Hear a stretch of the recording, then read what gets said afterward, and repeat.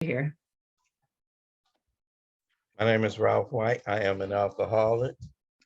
And I want to thank you, Ali, for asking me to come out. I think this is the best birthday present I could get. Some people would think, wait a minute, it's your birthday. Why are you having me? Today I turned 70 years old, and I get to spend it in one of my favorite places on earth, in a meeting of Alcoholics Anonymous. And I get to spend it with some people that I enjoy spending it with. Ashley, thank you so much for a wonderful, wonderful talk from the Al-Anon. I don't say the Al-Anon perspective. I don't know what that is. From you, you gave a wonderful talk on our fourth and fifth step. And my brother, Mr. Marinelli, uh, I can think of nobody else I'd rather be sharing this platform with. You know, Peter and I have the same sponsor. Uh, we have shared a lot of the same experiences over the years. I've had an opportunity to be witness of the transformation that's available to anybody in Alcoholics Anonymous. And then I've had the opportunity in this platform, I'm speaking on step 6 and 7. We're entirely ready to have God remove our defects of character, humbly ask him to remove our shortcomings. And immediately, some of them started flaring. When you get asked to speak behind the people that just talk, and people talk to me, Ralph, I like the way you, but both of these talks were so enlightening. And Peter, you gave me so much. I love it. When I get to experience another point of view. When we talk all the time, and Leslie talks about a person being a perspective changer, and you did that for me today. I used to be scared, you guys. I better jump right into this deal because we got a long way to go in a short time to get there. And I'm gonna try to color between the lines and stay inside the time frame. And that used to not seem to be a problem when you're talking on 6 and 7.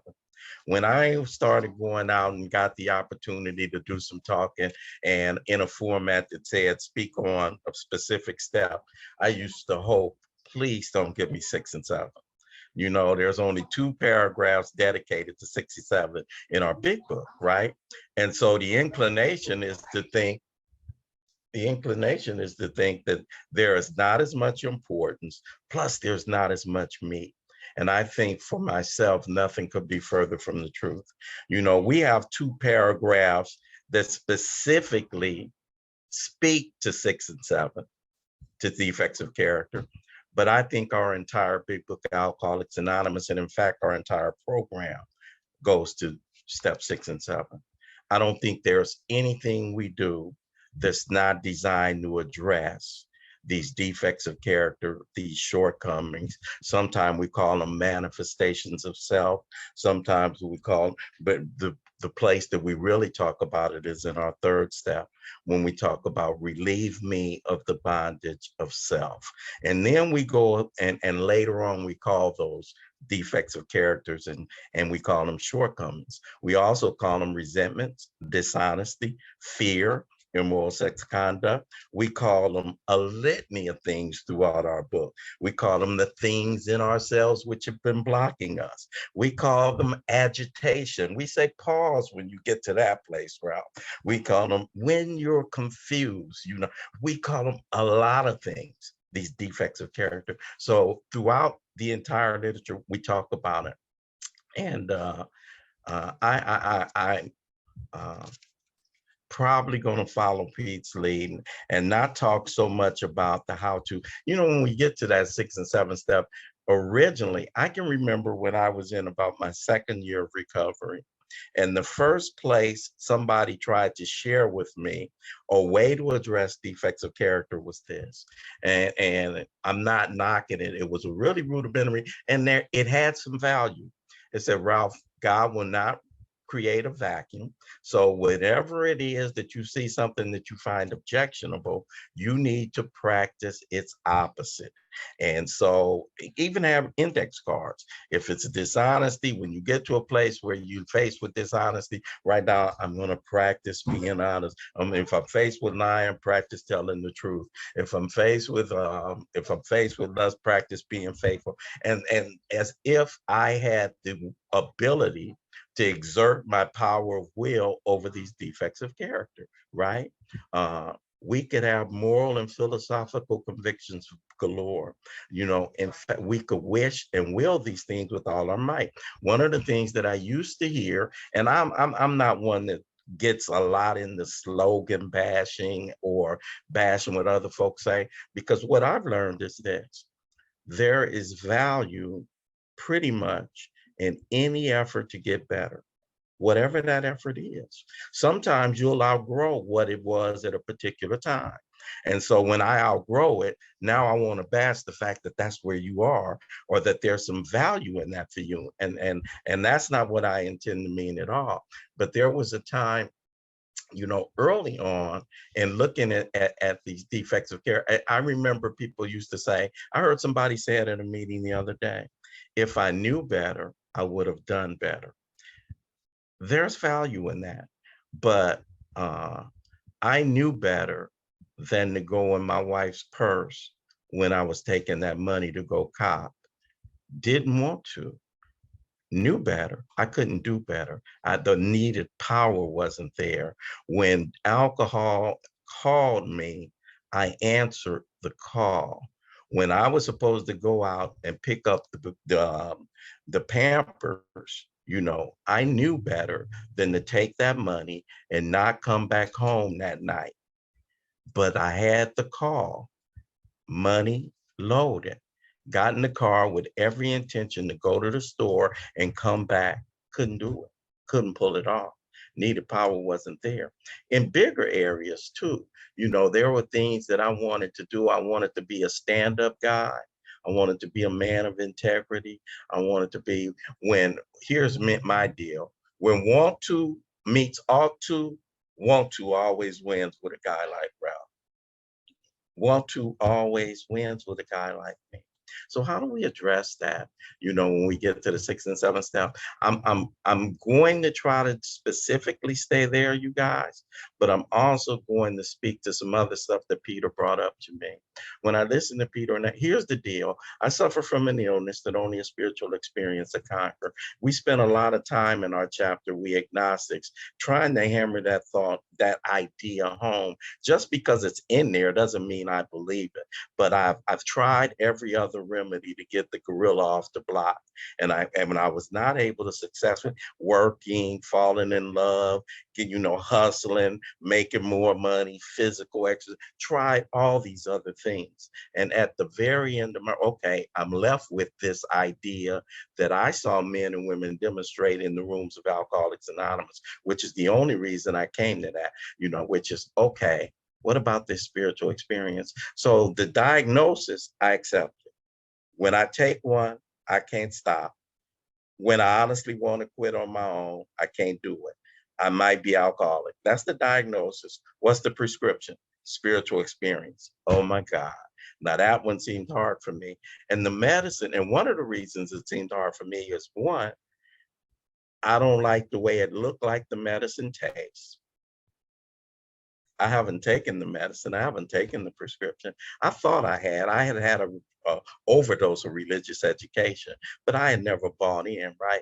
So I had never, so I don't like the way it looked like the medicine tastes. You pious people, you self-righteous people, you people who are members of the church, and my mom is one of those people. But my mom was a shining example. But at the time, I was in Baptist church, and when the Holy Ghost would come through the church and people would jump up, I'd look at my mom out the side and be like, you better not jump up in here and embarrass me, right? I've been selfish and self-centered all my life, right? And so that piece, I don't even like the way, seemed like the people that took the spiritual experience medicine are frowned up and scrunched up and not having fun. I don't want to be. And here's the companion piece to that. Plus, I know I can't take the medicine that's prescribed. Sometimes in Alcoholics Anonymous, well-intentioned, it'll feel like I can't take the medicine as prescribed. I'm going to refer, to asking people. I'm going to refer to people a lot because it's such a great example. I, Pete and I have been doing this walk for a long time, and there are stages of development in Alcoholics Anonymous. And I remember a stage when it was a way more pious and self. Sometimes I come from an ethic early on. God damn it, do the steps or die. And it can feel like, oh, I know I need this medicine. I can't take it, and I don't want to look like that. I don't want to be like that. And then on the other hand, even when it doesn't look bad, it looks daunting. It looks daunting. Ashley, very well spoken, very much putting it together. Peter, very much. I mean, deep, heavy, insightful. It brought out one of my defects as I was sitting here. One of my defects of character is what I think you think about me. This need to outdo, and the testosterone starts jumping. Wait a minute, this dude, he can't look better than me in front of everybody. And he's my boy, and it brings this out that now I'm required to be as heavy and to be as and to have something new and and so uh, that idea in Alcoholics Anonymous, uh, I'm a guy that's been on the road for a while, and I've been doing this and incorporating this thing in my life for a while, and so I have some ideas and I have a way of communicating, and I'm cool with that. I'm aware of that. And I don't have a way of living this program any different than anybody else or any better. But I'm okay at communicating with it. What I want to assure anybody that's new that's in the squares, who feels like I gotta be heavy to take this medicine. I gotta be deep. I gotta be able to put it down. I gotta be able to do it every day. My favorite line in the book is God don't make hard terms with those who seek him. You ain't gotta be deep. You ain't gotta be fly. You ain't gotta be cute. You ain't gotta have money. You ain't gotta be rich. You ain't gotta be well spoken. You just gotta be broken. 6 and 7. It's the portal and it's the gateway. One of the things that we have, and you just got to be broken. And so when we were talking about, Pete started out by saying 2 requirements in that 4th and 5th step. It's 2 requirements to do the rest of what it is we do. Thorough and honest. And thorough and honest is I can be where I am right now. As thorough as honest as I can be where I am right now. Somebody else might talk about 300 reasons. I can't do that. I know, okay. Thorough and honest as I can be right now. And so when I come to this 6 and 7, you guys, I come to it coming out of a 4th and 5th step. And really the pivot point and our starting point are my first surrender is in that first step. And whether or not I verbalize that prayer, whether or not I vocalize it, if I ask, for me, that's a prayer. And I ask, do something with me. I might not even ask it to a formal power. Just help me. Early prayer, first surrender, and I surrender not to the power. I surrender to the fact I'm like this and I'm just going to be this way. I quit quitting, my friend Josie likes to say, and I love that. So that's the first surrender. Then I go in that third step and I say, okay, God, do something with me. I'm just mold me. Pete was sharing about when I now pick up the pen and paper, I'm doing it along with God. But the interesting thing about our program, you guys, there are lots of seeming contradictions. So I'm doing this fourth step, seemingly with God's aid, but I don't know God yet. Remember, I'm blocked. I don't have a relationship. Second step is a coming to believe.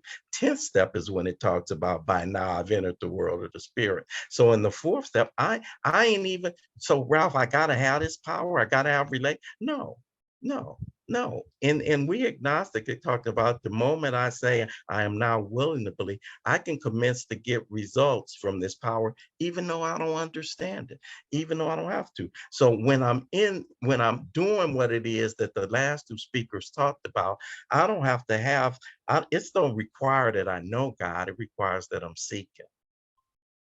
don't require that I know, require that I see. And so I go into that activity and now I do this fourth and fifth and I come out of it. And in my fifth step, I see a lot of stuff that's objectionable about your boy. I've known a lot of it before. I've known some of the things that, are not Webster dictionary terms that you'll use in terms of some of my defects, but I knew I was scandalous. I knew I was trifling. I knew sometimes I knew it was judgmental. Coming out of that fifth step, though, I saw how judgmental I was. I saw how bullying I was. I saw how manipulative I was. One of the things that riddles me, and it talks about, in our book, it talks about it, but forget it. My life shows me I'm riddled with fear, man. And fear, these self-centered fears are the chief activator of my defect. The self-centered fears are what brings these on. I'm scared of what I think you think about me. So what do I do in response to that? I lie about who I am. I perpetrate and pretend to be somebody I'm not. I run in circles and I become who I am in that circle because I need you to like me. I'm not a player. I'm not a playboy. I'm the kind of guy. I was tongue-tied around girls. It would always be somebody that was a cool guy. I'm looking at my boy Rodney or somebody, or GQ, and I'd be in the club with him. I don't have game and I don't have hustle. I'm ear hustling Rodney when he's talking to this girl because I don't know how to make a girl giggle, but I want to. So I pretend. I was coming out of a meeting, spiritual meeting at my home group, 9604 South Figueroa at the time. And, we putting it down and everybody is talking so spirit. And I'm in the parking lot with the fellas, you guys. And I want to be there. I've always been a square. I've always been a square and I've always been a nerd. I come out of Watts. I'm from a tough town, but I'm not a tough guy. I run with tough guys. And then I'm in the light, and I've always wanted to be. I played ball and the rest. And so I want to be with the big boys, even though I'm not. I talk like I talk. I've always talked the king. But when I get down, I want to be able to talk like this. So I'm at a meeting of Alcoholics Anonymous, trying to get my life on a spiritual basis. I'm about a year and a half sober, and I go to the parking lot. And some of you ladies are going to be shocked by this next revelation. Believe it or not, in the parking lot, coming out of this spiritual meeting, standing with the fellas, some fellas are talking in a way that's not exactly in complimentary terms about you. And it's not aimed at any women in particular, but it's throwing out some of the terminology that gets thrown around loosely. Rodney, I'm looking at you. I know you've never done it, but I was with some guys. And so the guys are talking, and all of a sudden, to fit in, I'm like, yeah, man, I was talking to this bitch, and somebody's head snapped around and looked at me. It didn't even feel right coming out my mouth. That's even before getting sober. I'm not that guy. And it's not out of virtue, but I was raised in such a strict household with my mama. If you said lie, that was considered cussing. We had to say, you telling a story. So I come out, and so for some people, I heard somebody share at a meeting one time, they just could not do right. And so they got to, and for me, I couldn't do wrong. And I so wanted to do something, I wanted, when I was a kid man, I just wanted to bust out of this square. I wanted to bust out of this, and so I'm standing with the fellas. But God did for me what I can't do for myself, work through my defects, right? That's why in 7, you guys, when it says, remove from me every single defective character that stands in the way of my usefulness, there's an implication. There's an implication that some of these defects are useful. Well, that night, I hadn't even got to the 6th and 7th step yet, but a guy's head snapped around. When this phrase came out of my mouth, it felt like it rang false. You know how when you're a perpetrator and somebody said, come on, don't even try that. You in a circle with some people and it rang false. And when I am so keenly aware of how people see me, right? Some overly aware, I see it wrong, but I'm so keenly that when dude's head snapped around, I registered it. And I said, oh, he popped me. He knows that was, and I went home. Again, this defect, I take you guys home and I over evaluate. I'm overly consumed with myself and I'm overly concerned with myself. And that stuck with me for about 3 weeks. all these cats are talking about me. They laughing about the square dude that's trying to be cool. I don't know if you took me home at all, but that had an effect on me. I lay in my bed, I said, I'm gonna be me. Now, just because I claimed that didn't make it so, but it gave me a rallying point. And from that day to this, Ralph is Ralph White. I'm square. I'm who I am. I don't, and part of it, it is a good. I don't come disrespectful, whether you with me or not. Like that's who I am. I'm who I am most of the. And so these defects of character, you guys, um, where do they come from anyway? Why is it so problematic? Why is it that not only is our entire book devoted to it, but Bill said that it's specifically decided, even though everything we talk about is is uh,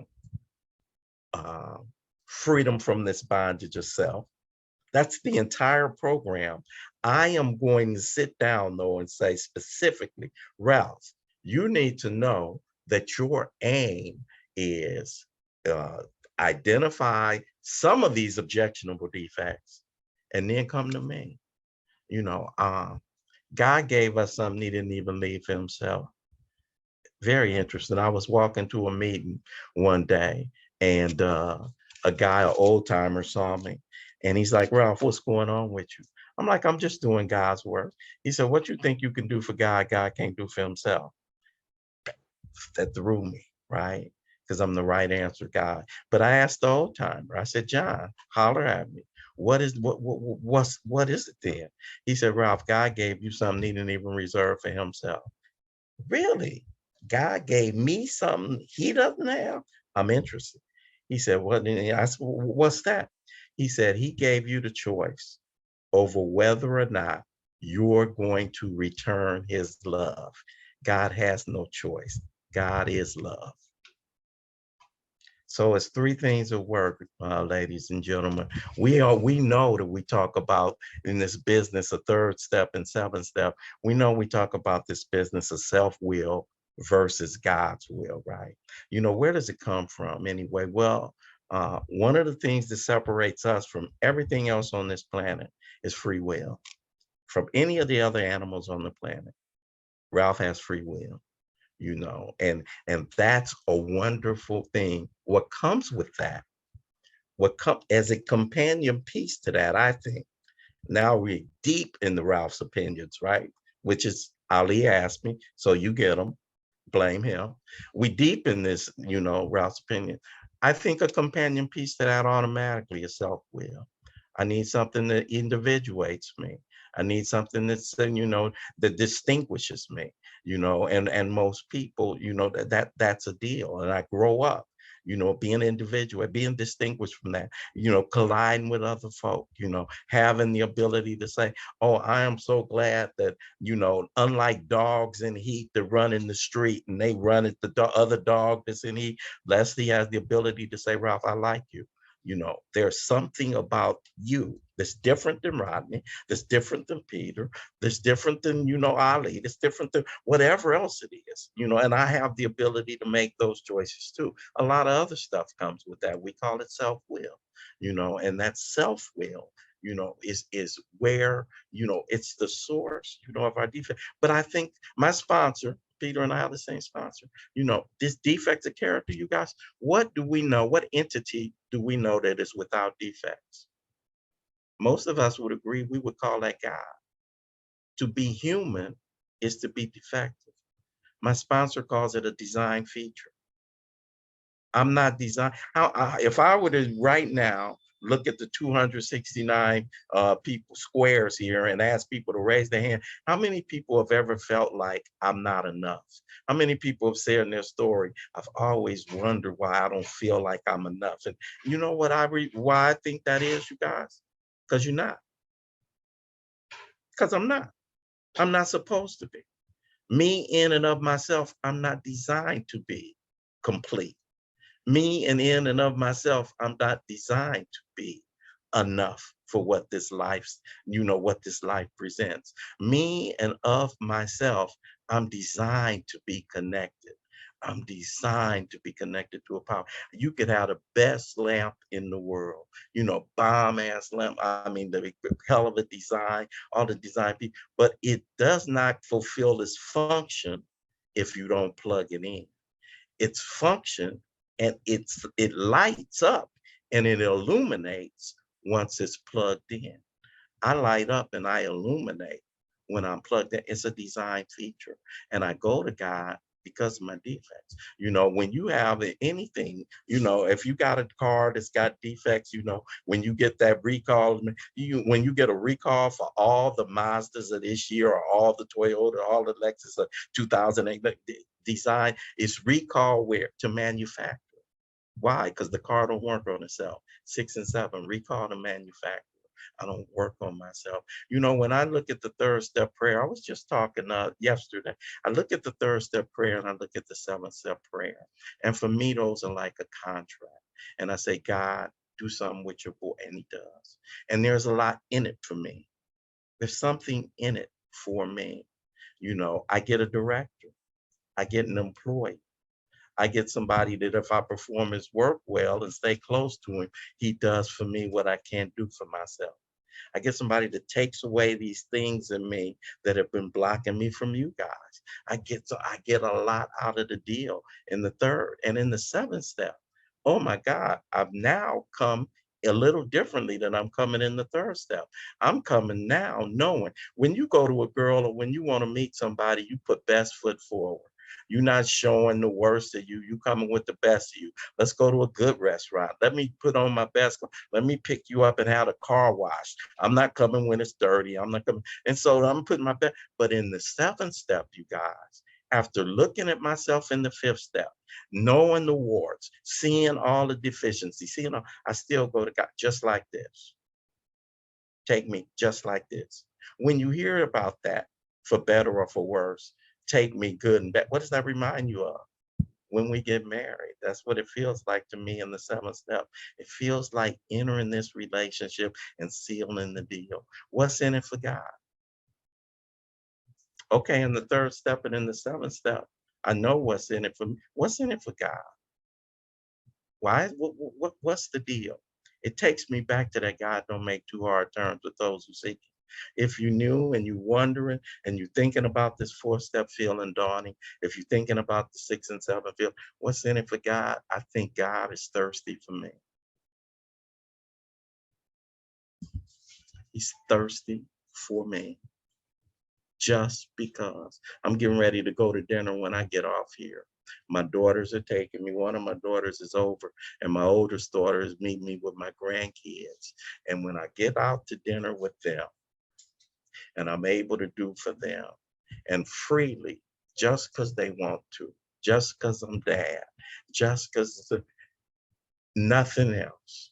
I'm thirsty for my kids, just because, I want the best for you. Well, daddy, I want to. No, you won't. No, not for nothing else.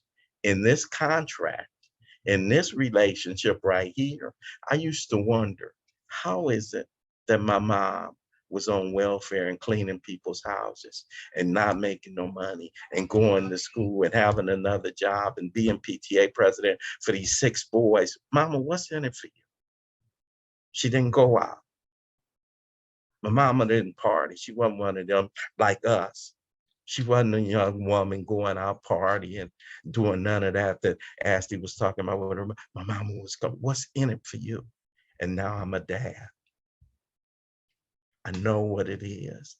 And imagine, that's when I use that analogy, when it comes to God, I know that it's insufficient.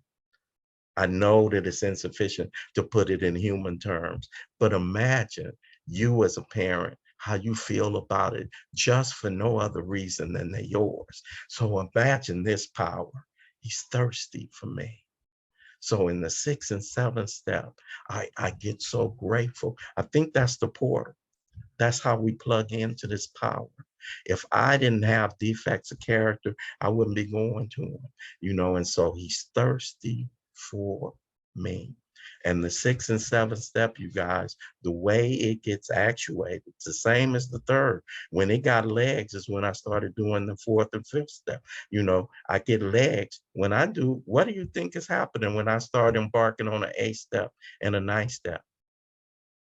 Defects of character, procrastination, you know, defects of character. You know, I'm developing this integrity, defects of character. I'm finding some forgiveness, defects of, when we go in the 10, and when I'm looking at a 10 step, continuing to watch, oh my God. See, I knew I wouldn't have enough time to talk to you guys because he's thirsty, but I just want to leave you guys with this. You are the best birthday present that a brother can have. I thank you for my life, not only for these 36 plus years, but I made it to 70 with you. And I want to thank you guys for being here for me tonight. My name is Ralph White. I am an alcoholic. Thank you so much, Jen. I am Nat M, a very grateful member of Al-Anon, and I can totally relate to the character defects that come up with speaking on such a workshop. I've got to say I am truly blessed to be sharing my experience next to these particular message carriers tonight. So so thanks for letting me share with everybody. I was planning on just sharing my list of defects, but we don't have 3 hours. We only have 30 minutes. So I'll go a different route with this, I think is the best way to go. But I suffer from the spiritual malady. The difference between me and the alcoholic is that I have about 100 different solutions that I will reach for. And my defects marry up right to that.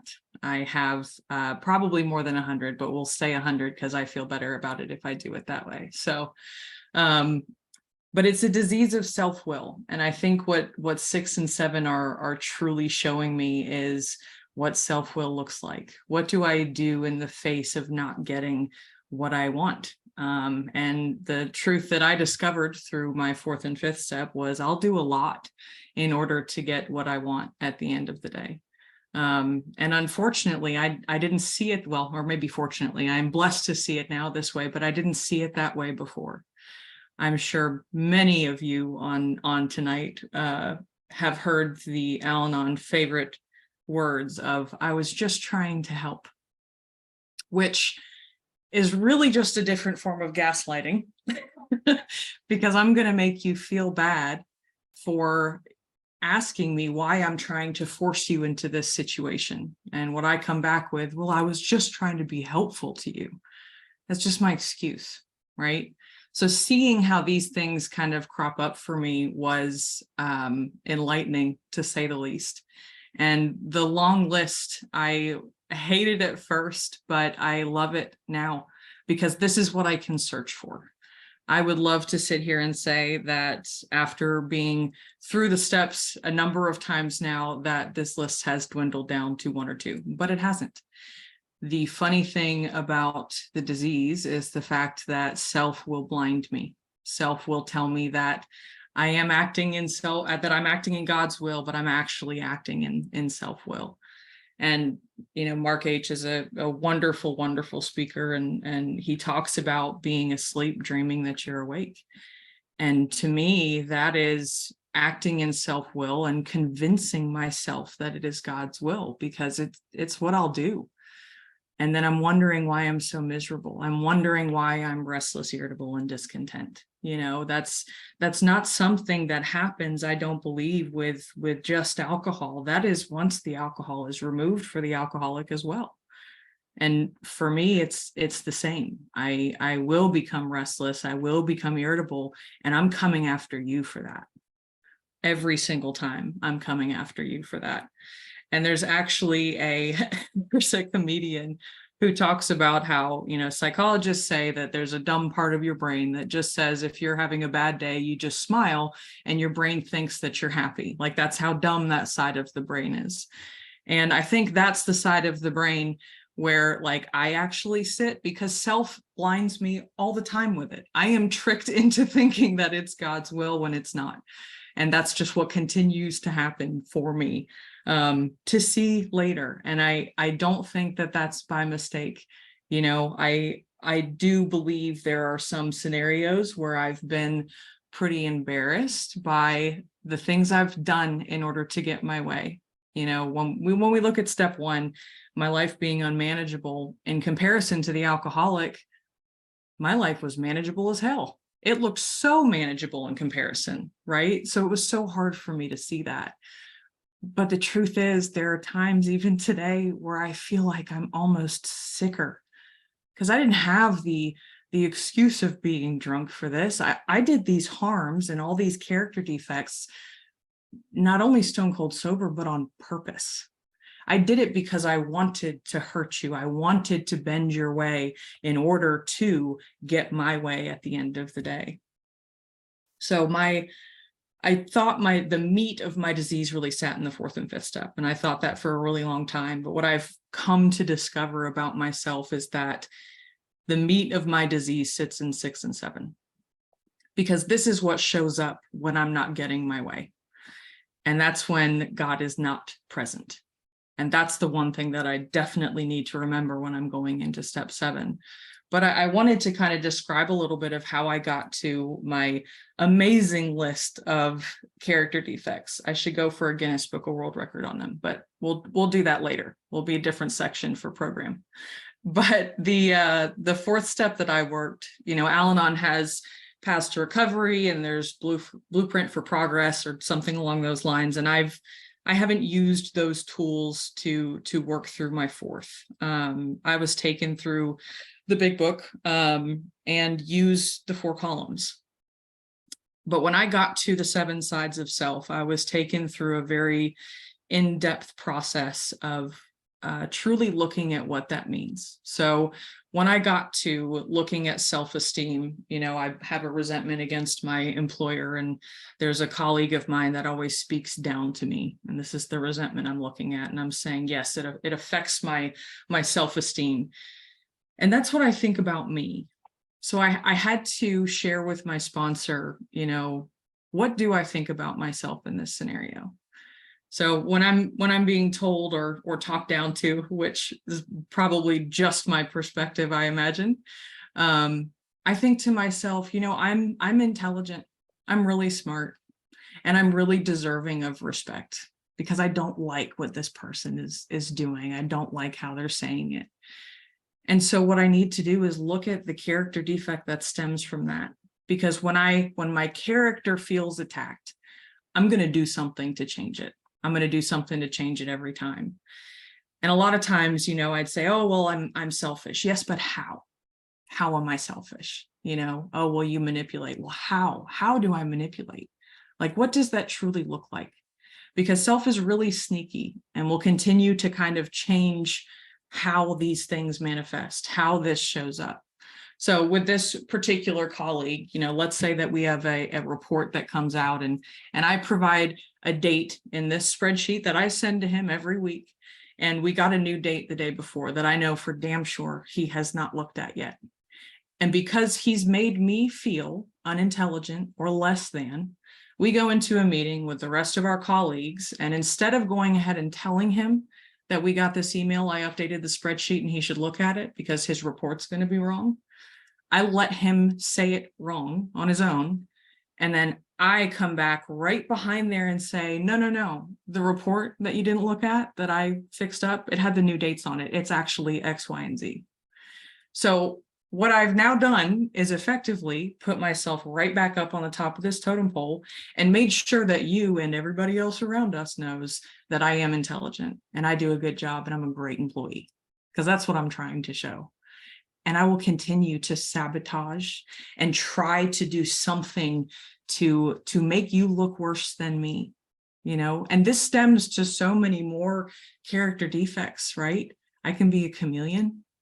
I'll change and do whatever I need to in order to get you to like me, which truth be told, probably by the end of this talk, nobody's going to like me because I'm just telling you about my defects, but that's okay. Hopefully somebody gets something out of the talk. You know, but I'm going to do everything that I can to get external validation. You know, I need you to tell me what I'm worth today, because that's how my disease shows up. I need you to put me up on this pedestal. And then, we look at pride, and that's how others look at me, or I believe I'm being perceived by other people. And if we stay on this line of intelligence, others should know that I'm smart. Others should know that I'm a good employee, and that turns into, well, what am I going to do to make sure that they know that? Has anybody lied on a resume, in an interview? Like, oh, nobody's going to check up on this because I need to look better than. I will continue to make everything into a contest. Everything is a contest for me because I can't see it any other way, and another defect that comes into play with that is I am not unable, but unwilling to see others as equal to me. And that goes into my relationships, right? When you marry or you're in a relationship with somebody, you have a partner. And partner to me typically means equal parties. But that's not the truth. I would sit here and tell my sponsor that there is financial autonomy across my household. So tell me why my husband never knows exactly how much money is in my account. And luckily we've had a lot of things occur that have changed things for the better. And hopefully I'll have time to get to that in a little bit, but it's a straight up lie. There's not financial autonomy in this house. How could I say that with the things that I've been doing? And it's not that I'm hiding money or I'm spending things that he doesn't know about. He sees the Amazon packages. I know that for sure, but he doesn't know how much they were. I'm not sharing that kind of information. And that's not right. It's not fair, but that's how my defects show up. I put so much worth in what I have, what I look like, what you think of me. That is where my worth sits. And as long as I am sitting in self-will, it will continue to sit there. There are so many different ways that I'm going to try to change your mind about me. When I talked about being a chameleon before, that goes to, friends even.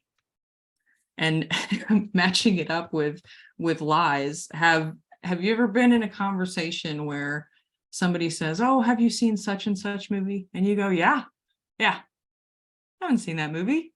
I haven't seen that movie once. Don't even know who's in it. So why did I say it? And it's just because I want to know everything. I want you to think that I've seen everything, that I've done everything. Like, again, it's this totem pole kind of thing.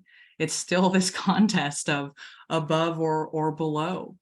I was talking to my sponsor a little while back, and it's like this light bulb went off. And one of my defects of character is being judgmental.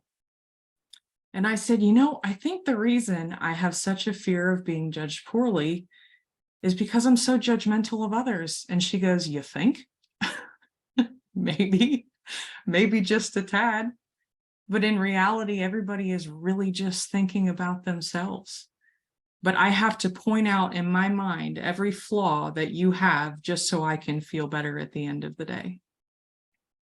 And we talk about manipulation coming in many different forms. And this is probably one of my favorite stories to tell with this, because this is the sneaky way that it comes into play for me, and why it's so important to understand how this manifests in my life, because I wouldn't see it if I hadn't gone through this work. I wouldn't see it if I didn't have the opportunity in a nightly inventory to look at it.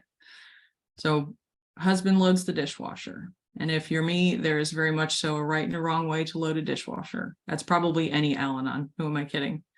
So instead of wanting to be this jerk that goes through, like I've always done, and reload the top rack of that dishwasher, I say, babe, there's those little red things on the top rack?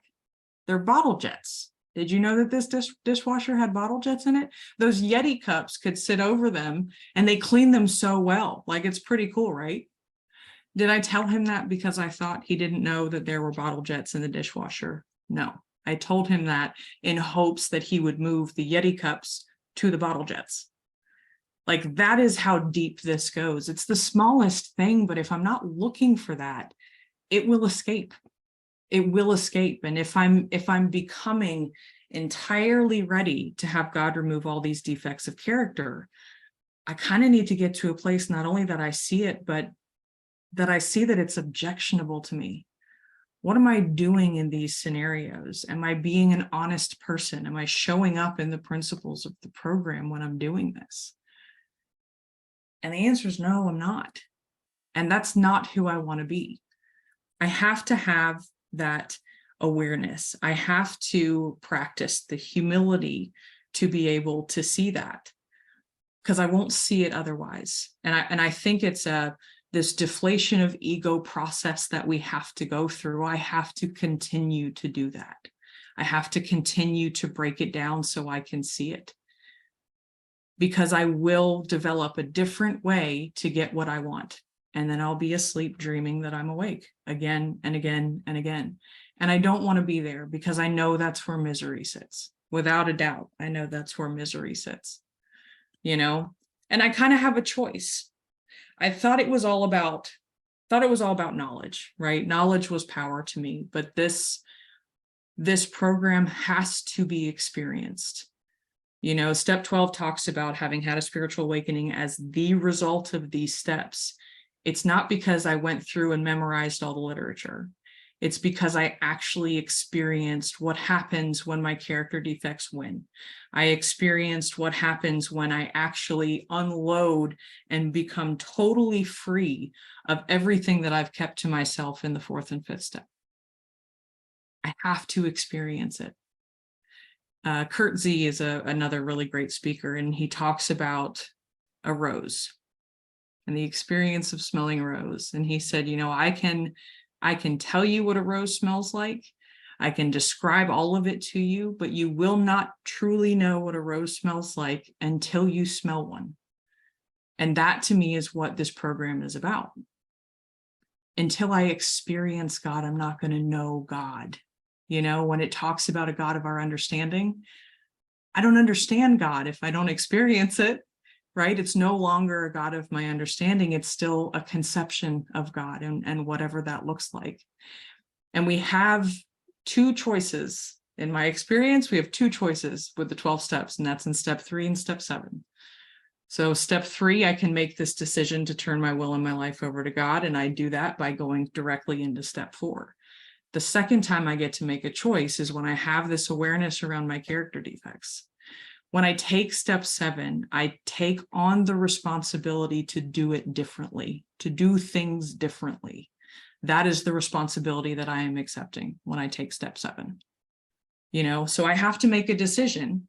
Now that I have knowledge and awareness around, you know, what these character defects look like, I have to continue to watch for them. And when they do crop up and when they do happen, I just need a split second of a pause is all I need at that point in time.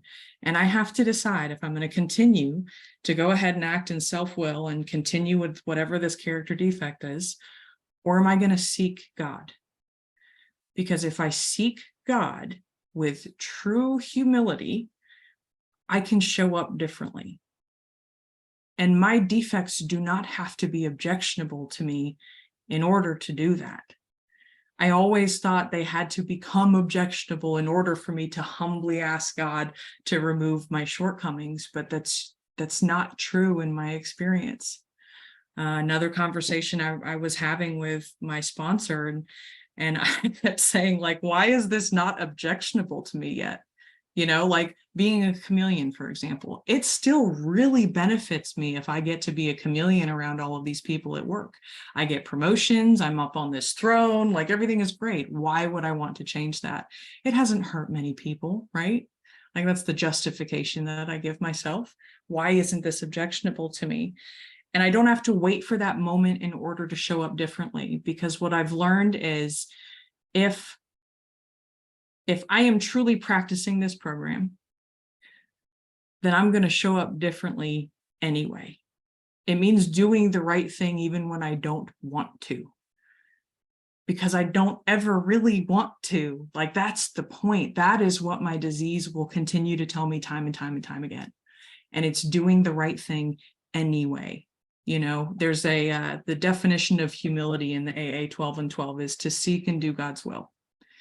You know, and I continue to ask myself, well, how do I do that? How do I seek God's will? What does that look like for me?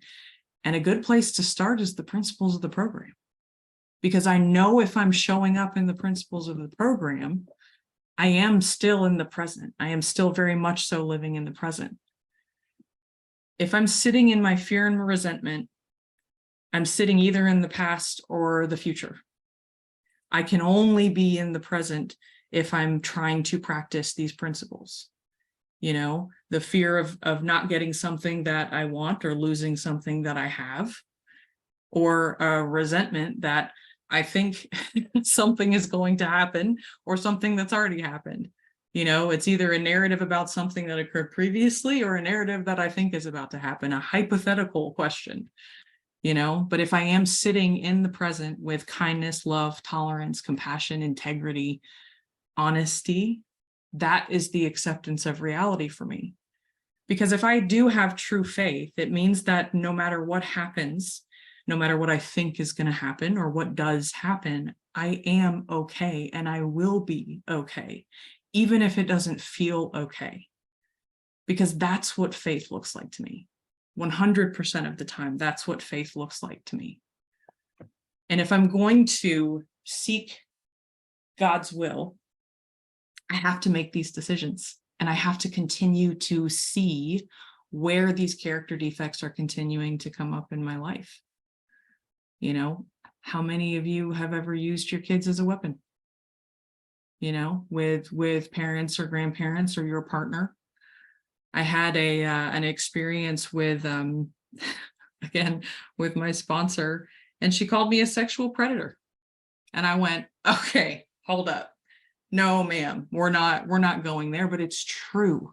Have you ever used sex to get what you want? Have you ever used your sexuality to get what you want? I have. That's a defect. For sure. You know, how many of you keep scores in relationships?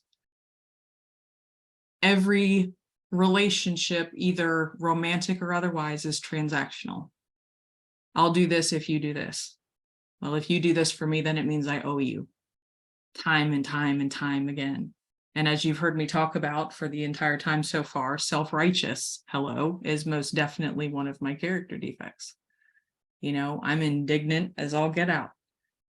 This is how my disease shows up. I'm going to teach you a lesson.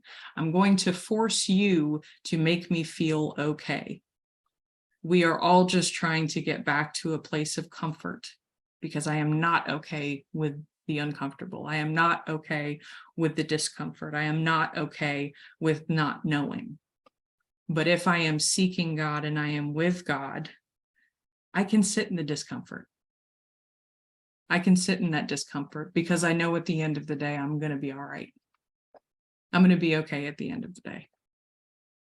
And this looks like, instead of seeking what I can get out of everything, which is really what my disease does and what all of these defects do, I need to be seeking who I'm supposed to be. Like, how am I supposed to show up? And if I'm seeking that instead, I have a hell of a better chance showing up the way that God would have me show up. And what happens if I'm wrong? I'll find out. You know, I'll find out. I've done much worse things, that's for sure. You see it all through my fourth step and in steps 8 and 9, time and time and time again. You know, I'm controlling of everything. I use logic to argue my point. I have a friend who studied the Bible just to argue with people. And, you know, I find myself doing things just like that, just because I want you to see me a certain way. Because again, my worth sits in just that, exactly how you view me. You know, you look at that fear of poor judgment. What do I do in the face of that? I was taught a fear ladder. And any fear that I have, there is a delusion associated with it, a thought associated with it, and an action. My fear causes the delusion, which causes the thought, which causes the action. Anything that's sitting in that action is 100% my defects of character showing up every time. But there's a thought before that. And I also have a delusion before that. And if I can trace this down to this fear, I guarantee you I'll be able to find 5 or 6 more character defects that come out of it. You know, my fear of losing control. I'll give you a prime example. When I was living in the midst of active alcoholism, I had a fear of losing control. My delusion was that I have to do something to fix it, that it's my job to fix it for somebody else or change what they're doing. So my thought was, well, I'll show you. And my action was bruising my hand on my husband's face, to which the response I got from my sponsor was, "You're abusive." And I had to write that down on my defects, and it was true. I would have never labeled myself that way, much like I wouldn't have labeled myself as a sexual predator, but it is the truth. And if I'm having true humility looking at this, I have to be willing to see that. Thank you so much. I have to be willing to see that. I'm not going to like everything that I hear, but I don't have to accept reality for it to be reality, you know? That's part of my problem to begin with, is the fact that I don't like reality and I don't accept reality as it is. If I did, I wouldn't be as sick as I am today, you know? But I love 6 and 7. I don't like what it says about me. And I'll be worried about your opinions of me forevermore. I'm joking. My sponsor would kill me, but but I really, really appreciate getting to share some of my experience. And I'll leave you with the 7-step prayer. You know, I am now willing that you should have all of me, good and bad. Step 3 talks about handing over myself to the care of God, and it is continued in step 7 with that. Take every ounce of me, good, bad, whatever, and tell me what's useful. Show me what's useful. And how can I show up that way? And I'll start with the principles of the program. I'll continue with doing the work that's outlined in our literature, and still use the guide of the spiritual giants that I've been privileged to listen to and watch go through this. And hopefully I can carry that message to my sponsees and anybody else that I encounter on this road to recovery. So thank you so much. I appreciate everybody's time tonight.